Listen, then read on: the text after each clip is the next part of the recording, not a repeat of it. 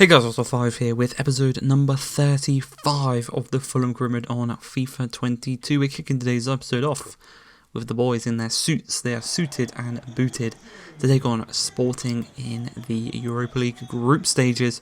Obviously, we're pretty much already through. You may notice something there on the pitch. Two random men just standing there for no apparent reason. They are not transparent. They didn't interfere with the play, basically. They were just there all game. So I'm not too sure why. That's never happened to me before.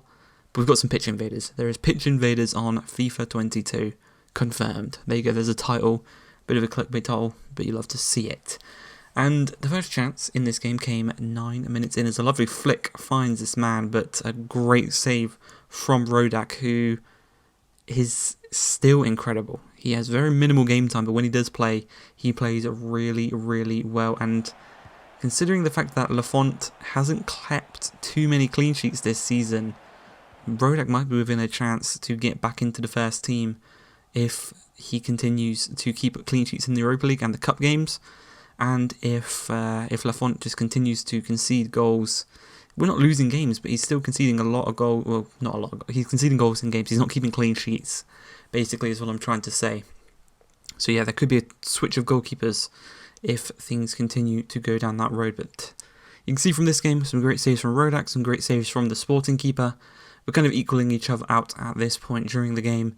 We just need someone to be clinical, someone to find the back of the net, and not the best clearance finds Chowdhury finds Delap, who finds Izet Begovic, who has been dominant in this competition. He couldn't quite find the back of the net in this one. He's actually the top goal scorer at the club this season, is Izet Begovic, alongside James Maddison. I believe they both have 7 goals, 2 in the Premier League, and I think he has 5 in the Europa League, so not too bad for him. And boom, just there, he goes and becomes the top goal scorer outright at the club for this season. Really good to see. The investment we made of nothing was paid off, as the final chance of the game comes their way through the way of a free kick. They put it wide of the post, and we win again in the Europa League, meaning we go to Helsinki. Sorry, no, Helsinki comes to us on the final day of the Europa League group stage match day, whatever. We're already through. We progressed through quite a while ago, mathematically as well. So we just got to wonder who we are going to get in the second round of the competition. As Said Benrahma goes and scores one of the goals of the season. A sweet volley past Areola, and that's the type of thing I'm talking about. Would Rodak have saved that? We'll never know. We do have to start playing him a bit more, I do think, as we are 1-0 down. And it proves the point I was talking about, basically, that we are conceding quite a lot of goals under Lafont. We have another chance there, but he does have stuff like that in his locker, you know. He does have the odd wonder save in him, that kind of a redeeming quality of his. But coming into this one against West Ham, they're a difficult team. They play a 5 at the back, and it's a difficult one to break down because they have a lot of good defensive players. They've lost Rice on this one, but they have gained Antoine Griezmann up top, and Chukwueze, and all of these different players. So they're very good in transition on the break, and that's basically what happened to us for the first goal. And you can see exactly what they did throughout the rest of the game. They sat back in their own box, 5 men in their own box, plus the goalkeeper. We did put the ball in the back of the net, but Ismaili Sarr was offside, and Ismaili Sarr is a player I think he's very close to being on the chopping block. There is a big chance I might transfer list him to try and get some money in January, because he has not had the goal return that I thought he would when I first signed him. So he definitely has potential to go. Dennis there, he's not scored as many goals as I thought he would. The 2 Watford players haven't performed quite as well as I thought they would in terms of goals this season. Obviously last season Dennis was our second top goal scorer, he was very good. This season he's just not got off the mark, and Izet Begovic is pushing again to become in the first team, and I think this time he might stay there. As we do get back on level terms, James Ward-Prowse does score another goal for the club, runs over, boots the ball out of frustration. Just, why are they sitting back, you know? Sitting on that lead, now they've got to come out of their shell, and we can maybe hit them on the counter-attack a little bit more than we were able to in the other opportunities. As Weber goes for a strike, it's blocked, And now they're going to use that great transition team that they have with Ben Rama on one side, Chukwueze on the other, Griezmann down the middle. It's eventually going to find him. He's been caught off guard there, the defence. Cuts it inside. And I don't even know how that went into the back of the net. It seemed like it deflected off of Reed somehow.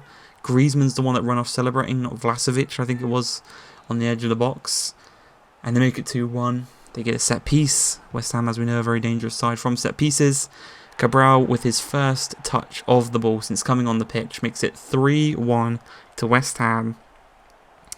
And we've just received one of our heaviest defeats of the return to the Premier League. Since the beginning of last season, that is one of our heaviest defeats. It is our second defeat of the season, both of which have been away, so we're still undefeated here at Craven Cottage. As we look to continue that here against Spurs. Got 2 defeats this season. We're still top of the table, which is good to see. We just need to keep up this form. Obviously, we are approaching December, so we're very close to January, where we have to make up our mind. We've got 1 month now to make up our mind on the Ismaili Sarr. Kind of, do we sell him? Do we keep him? I'm leaning towards selling right now. I have a couple of different players that we can sign instead that I do think would be better in the position. Same with Dennis. Do we sell Dennis and just kind of fast lane Izet Begovic into the first team? I don't know, but we do go 1-0 up, and it is a nice combination between Sarr and Dennis, who eventually finds Riley Webber to get to the goal and put us 1-0 to the good. A nice little sweaty goal that you love to see, especially against Spurs. You know, after what they did last season, near the end of the season, knocking us out of those Champions League spaces. We wanted a revenge, we wanted redemption, and we seem to be getting it here as a great, not a great save, but a good bit of goalkeeping there, just denying the chance of a potential own goal from ourselves. There's a lovely rising header from Dennis, is well saved by Hugo Lloris. And 25 minutes into this game is a game of many chances for both sides. It's just 3 minutes after that opportunity. Reguilon down this left-hand side. He's got a man in the middle in Kane. First time strike, but Lafont makes a great save, and thankfully Kane is off target with his second opportunity, blazing it into the side netting. As with 1 minute left in this half, Skip finds Bergwijn out wide. The Dutchman, for some reason, chips it up to Selleck, but it works out as Kane finds Dele Alli charging through on goal, one-on-one with the keeper, but he's going to cut back to Kane, hits it first time with the outside of his boot, and just like that, they're back on level terms with 45 minutes now to try and get the victory for both teams. We've got to just battle it out now, hoping that it goes our way. And well, 46 minutes into the game, just after kickoff, Kamara dives in. I skipped the animation because I didn't think it was a red card, but the referee saw otherwise. So now, for the 44 minutes of the second half, Tottenham will be down to 10 men. But literally, just after their man got sent off, they're going to go down our end. Reguilon is going to skip past our man, plays it into Kane, he strikes it, and thankfully, Lafont makes a great save, actually with his stomach, to deny the chance of Kane getting 2 goals in this one and us being 2-1 down, as Riley Webber already got a goal this game, doesn't quite find the back of the net with Maddison, and then Dennis can't do it, and then Maddison header gets blocked. So we had 3 opportunities there, none of them actually even hit the target. They were all saved or blocked. None of them really got anywhere near the goal, as Ward-Prowse finds Ismaili Sarr, cuts inside, finds Izet Begovic, and it is that man again, this time in the Premier League, puts us in front. Sarr did get an assist, so maybe keeping an eye on his kind of stats from now until January, but he is putting his name in the hat for the first team spot, and I think he's got it. I think he's going to stay in that first team now for the foreseeable future. Dennis will move into the rotational side, the Cup and Europa League side, as Sikmas finds Izet Begovic, takes a lovely touch, strikes it past their new keeper in Unai Simon, and he's just gone and got a brace within 20 minutes of being on the pitch, which is brilliant to see the youngster doing, and he does secure us the victory over Tottenham with a 3-1 win.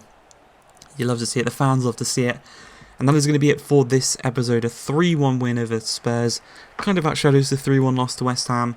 Hope you guys have enjoyed this one. If you have, please like, subscribe, and peace.